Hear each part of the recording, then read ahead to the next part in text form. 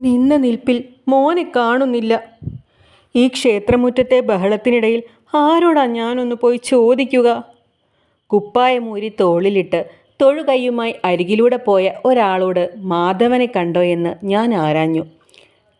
കണ്ടേ, മാധവൻ, മഹാദേവൻ എന്നും പറഞ്ഞ് കുറച്ചുകൂടി ഭക്തിമയത്തോടെ അയാൾ എന്നെ കടന്നുപോയി. ഇത് നല്ല കഥ. ഞാൻ എൻ്റെ ഒറ്റമോൻ മാധവനെ തിരയുമ്പോൾ മഹാദേവനെ കണ്ട കാര്യം പറയുന്നോ? ശിവ ശിവ! എൻ്റെ പരിഭ്രമമൊക്കെ കണ്ടിട്ടാകണം ഒരു ചെറുപ്പക്കാരൻ അടുത്തേക്ക് വന്നിട്ട് അമ്മേ എന്ന് വിളിച്ചത്. ഞാൻ അവനെ വാത്സല്യത്തോടെ നോക്കി. എന്തു പറ്റി അമ്മയ്ക്കെന്ന് ചോദിച്ചപ്പോൾ ഞാൻ കാര്യം പറഞ്ഞു. ഞാനും എൻ്റെ മോനും ദൂരേന്ന് വന്നതാണ്. അവൻ്റെ കൈ ഞാൻ മുറുക്കെ പിടിച്ചിട്ടുണ്ടായിരുന്നു.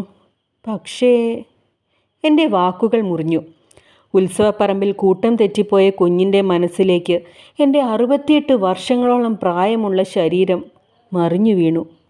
അമ്മ ഒന്നുകൊണ്ടും പേടിക്കണ്ട എന്നും പറഞ്ഞ് അവൻ എന്നെയും കൂട്ടി നടക്കുകയായിരുന്നു. മുറുക്കാനും ചവച്ച് ആ ചില്ലുകൂട്ടിൽ നിന്ന് സദാസമയം മൈക്കിൽ വിളിച്ചു പറയുന്ന ഒരാളുടെ അടുത്താണ് ഇരുത്തിയത്. ആ ചെറുപ്പക്കാരൻ കാര്യങ്ങളെല്ലാം അയാളോട് പറഞ്ഞു. മോൻ വൈകാതെ വരുമെന്നും പറഞ്ഞ് എന്നോട് അതിമനോഹരമായി ചിരിച്ചുകൊണ്ട് അവൻ അകലുകയും ചെയ്തു. ക്ഷമയോടെ ഞാൻ എൻ്റെ മകൻ മാധവനെ കാത്തിരുന്നു. ആ ഇരുത്തത്തിൽ എപ്പോഴോ എനിക്ക് നാലും കൂട്ടിയൊന്ന് മുറുക്കാൻ തോന്നിയിരുന്നു. മോൻ ആകെ പരിഭ്രമിച്ചിട്ടുണ്ടാകും. അല്ലെങ്കിലും എൻ്റെ തെറ്റാണ്. മോൻ്റെ പിടുത്തം വിടാത്ത വിധം മുറുക്കെ പിടിക്കണമായിരുന്നു ഞാൻ. ഭക്തജനങ്ങൾക്കായുള്ള അറിയിപ്പ്. നെല്ലിയാമ്പതിയിൽ നിന്ന് മകനോടൊപ്പം ദർശനത്തിന് വന്ന കല്യാണിയമ്മ അറിയിപ്പ് ഓഫീസിലുണ്ട്. മകൻ മാധവൻ ബന്ധപ്പെടുക. 3 പ്രാവശ്യം അയാൾ അതുതന്നെ ആ മൈക്കിനോട് പറഞ്ഞു. ഓരോ വട്ടം പറയുമ്പോഴും മൈക്കിൻ്റെ തുമ്പത്തെ സുഷിരങ്ങളിലേക്ക് മുറുക്കാൻ്റെ നീര് തെറിച്ചിറങ്ങുന്നുണ്ടായിരുന്നു. ഞാൻ അയാളോട് ഒന്ന് തുപ്പിക്കളഞ്ഞിട്ട് പറഞ്ഞൂടേടോ എന്ന് ചോദിച്ചത് അബദ്ധമായിപ്പോയി. അതിനായി വാ തുറന്നപ്പോഴേക്കും ഒരു കവിൾ മുറുക്കാൻ ചാറ് എൻ്റെ പുത്തൻ സെറ്റുമുണ്ടിൽ വീണ് തെറിച്ചു. വരാൻ നേരം മോൻ വാങ്ങിത്തന്നതായിരുന്നു. എത്ര കാലത്തിന് ശേഷം അവൻ വാങ്ങിത്തന്ന സെറ്റുമുണ്ടായിരുന്നു അത്. എനിക്ക് സങ്കടമായി. മോൻ വന്ന് ചോദിച്ചാൽ എന്തു പറയും? അല്ലെങ്കിലേ ഞാൻ മുറുക്കുന്നത് അവനിഷ്ടമല്ല. അന്ന് അവൻ എൻ്റെ മുറുക്കാൻ പെട്ടിയെടുത്ത് തൊടിയിലേക്ക് എറിഞ്ഞത് ഇപ്പോഴും ഓർക്കുന്നു. ഞാൻ ധൃതിയിൽ പോയി പറ്റാവുന്ന പോലെ അതൊക്കെ വൃത്തിയാക്കി വന്നു. അപ്പോൾ അതാ ഒരു പെൺകുട്ടി ഞാൻ ഇരുന്നിരുന്ന ഇടത്ത് നിന്ന് വിങ്ങി വിങ്ങി കരയുന്നു. അയ്യോടാ, എന്തിനാ കരയുന്നത് എന്നും പറഞ്ഞ് ഞാൻ ആ പിഞ്ചിനെ ആശ്വസിപ്പിച്ചു. ഭക്തജനങ്ങൾക്കായുള്ള അറിയിപ്പ്. തേക്കടിയിൽ നിന്ന് ദർശനത്തിനായി വന്ന സുരേന്ദ്രൻ്റെ മകൾ മിനിമോൾ കൂട്ടം തെറ്റി അറിയിപ്പ് ഓഫീസിലുണ്ട്. കുടുംബം ബന്ധപ്പെടുക. നേരം ഉച്ചയായി.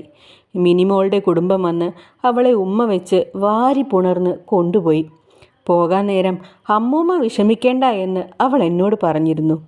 പാവം കുഞ്ഞ്, നന്മയുള്ള കുഞ്ഞ്. പക്ഷേ എൻ്റെ മോൻ മാധവനിത് എന്തു പറ്റി? അറിയിപ്പ് ഓഫീസിൽ നിന്ന് വീണ്ടും എൻ്റെ കാത്തിരിപ്പിൻ്റെ വാർത്ത അയാൾ പറഞ്ഞു. ഭക്തജനങ്ങൾ സകലരും ആവർത്തിച്ച് കേട്ടിട്ടും എൻ്റെ മോൻ്റെ കാതുകളിൽ മാത്രം അത് എത്തിയില്ല. സന്ധ്യ കഴിഞ്ഞു. എനിക്ക് ഉള്ളിലൊരു വിറയൽ അനുഭവപ്പെട്ടു. വിറച്ച് ശരീരമാകെ വിയർത്തു. തല ചുറ്റുന്നത് പോലെ. ഞാൻ ഇരുന്നയിടത്ത് നിന്ന് വീഴുമെന്ന് തോന്നിയപ്പോഴേക്കും ആരൊക്കെയോ എന്നെ താങ്ങിപ്പിടിച്ചു. അവരുടെ സംസാരം മുഴുവൻ ആ ക്ഷേത്ര പരിസരത്ത് ഉപേക്ഷിക്കപ്പെട്ട വൃദ്ധജനങ്ങളെ പറ്റിയായിരുന്നു. മോൻ്റെ ഫോൺ നമ്പർ വല്ലതുമുണ്ടോ അമ്മേ? എനിക്ക് വെള്ളം തന്ന മകനോളം പ്രായമുള്ള ഒരുത്തനാണ് അങ്ങനെ ചോദിച്ചത്. ഇല്ല എൻ്റെ മോനെ എന്നും പറഞ്ഞ് ഞാൻ അവൻ്റെ പള്ളയിൽ തല ചേർത്ത് പൊട്ടിക്കരഞ്ഞു. എനിക്ക് വിശ്വസിക്കാനാകുന്നില്ല. എൻ്റെ മോൻ എന്നെ... ശരിക്കും എന്താ സംഭവിച്ചതമ്മേ? ഞാൻ തലയുയർത്തി. ശേഷം കണ്ണു തുടച്ച് മൂക്കു പിഴിഞ്ഞു. തുടർന്ന് ചുറ്റിലും കൂടി നിന്നവരോടൊക്കെ കേൾക്കാൻ പാകം വിറയലോടെയാണ് ഞാനത് പറഞ്ഞു തീർത്തത്. ഞാനും എൻ്റെ മോനും ദൂരേന്ന് വന്നതാണ്. അവൻ്റെ കൈ ഞാൻ മുറുക്കെ പിടിച്ചിട്ടുണ്ടായിരുന്നു. പക്ഷേ